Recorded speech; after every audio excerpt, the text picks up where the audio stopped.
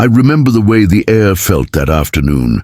Still, too still, like the world had paused, not out of respect, but confusion, because death doesn't come with a manual. You just sit there, staring at the walls that no longer echo someone's voice. The couch he once sat on still had the slight impression from the last time he leaned back with his coffee. The mug was still there on the side table.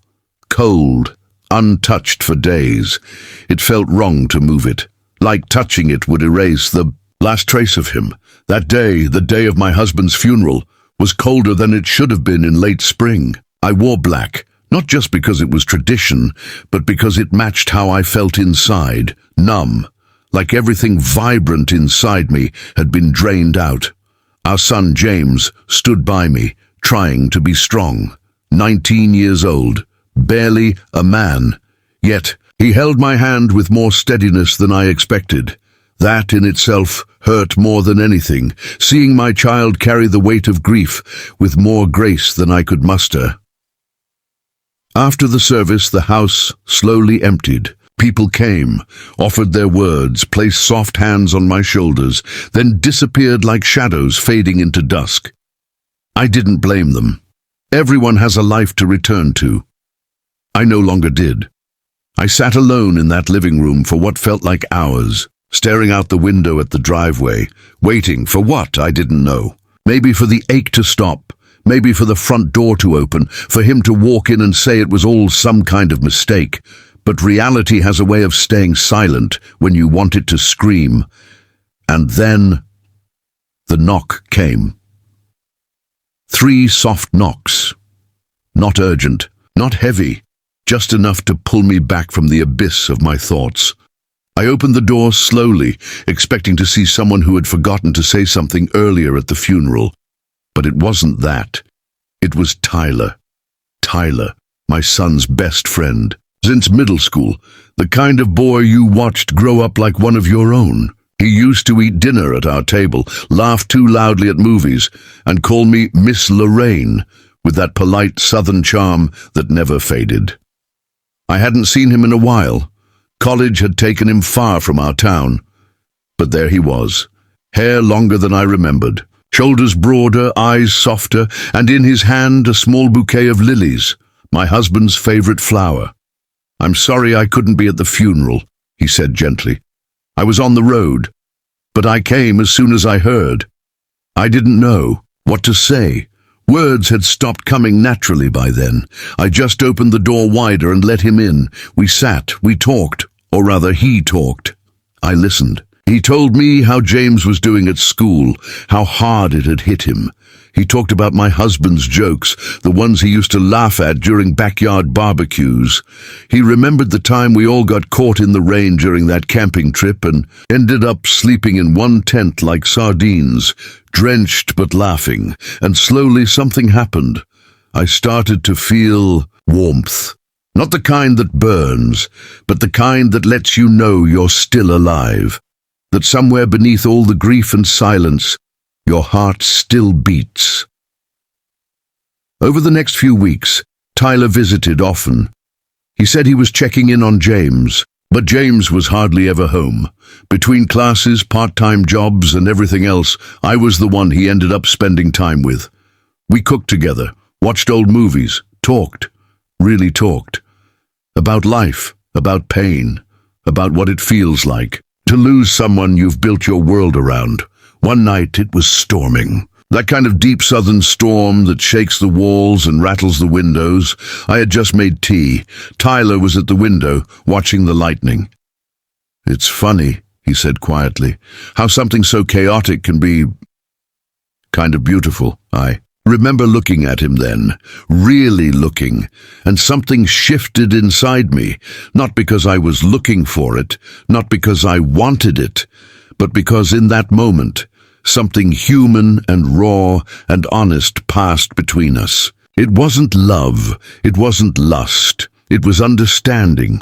Over time, those visits blurred lines, not because either of us planned it that way, but because healing has strange footsteps. Sometimes it walks beside you gently, and sometimes it pulls, you into places you never imagined. One evening we kissed. It wasn't passionate or hurried. It was hesitant, filled with confusion, with guilt, with emotion. I pulled back almost immediately. "This isn't right," I whispered. My voice was shaking. I'm still grieving." He didn't try to convince me otherwise. He just nodded, eyes full of something deep. Regret, maybe. Or maybe understanding. But the problem with moments like that is, once they happen, they live with you. You can't unfeel what's been felt, and I started seeing him not as my son's friend, but as a man who understood my loneliness better than anyone else. Days turned into weeks, and I found myself waiting for his texts, smiling when he walked in, laughing again. Not just out of politeness, but because I felt something stirring back to life inside me that stirred up a storm of conflict. I'd spent years married, loyal, dedicated. I wasn't some woman chasing younger men or seeking attention. I was just someone who had lost her anchor. And Tyler, he was the first person who made me feel like I hadn't floated completely away. I confided in a friend. She was shocked. "He's your son's friend," she said. "What would James think?" And that hit me hard.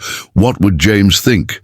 I spent nights tossing in bed, guilt wrapping around me like a second skin.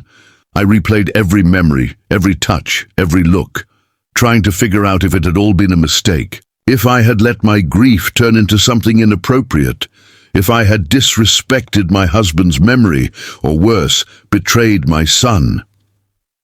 Tyler sensed it. One evening he came over and said, "If it's too much, I'll stay away." But I didn't want him to go. That was the truth I couldn't ignore. I didn't want to be alone again. I didn't want to sit in silence and pretend I was okay. "I don't know what this is," I told him, "but I'm scared of what people will think." "Of what I think," he held my hand. "We don't have to define it, we just have to be honest." Honesty, as it turns out, is both the easiest and hardest thing in the world. I was honest with myself. I realized I didn't want to live the rest of my life buried under grief. I wanted connection. I wanted to feel again. And Tyler, he wasn't. Just filling a void. He was showing me a version of myself I hadn't seen in years, one that could still laugh, still desire, still hope. Eventually, I sat James down. It was the hardest conversation I've ever had. He didn't take it well. There was anger, betrayal, tears. "How could you?" he asked. "He's my friend. Dad just died." I didn't defend myself. I let him feel, because he had the right to. I told him the truth, that I didn't plan any of this, that it just happened, that I was sorry he had to find out this way, but I wouldn't lie about how it made me feel. In the months that followed, we talked more, not just about Tyler, but about grief, about growing up, about how life rarely fits into the boxes we build for it. James eventually forgave me, maybe not fully, maybe not yet, but enough to sit with me again at the dinner table and to laugh at old memories.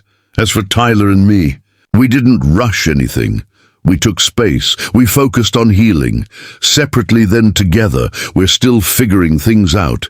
It's not a fairy tale. It's real, messy, beautiful, honest. And that's what I've learned about grief and love and everything in between, that sometimes the person who knocks on your door when the world feels darkest isn't just bringing you flowers. Sometimes they're bringing you back to life.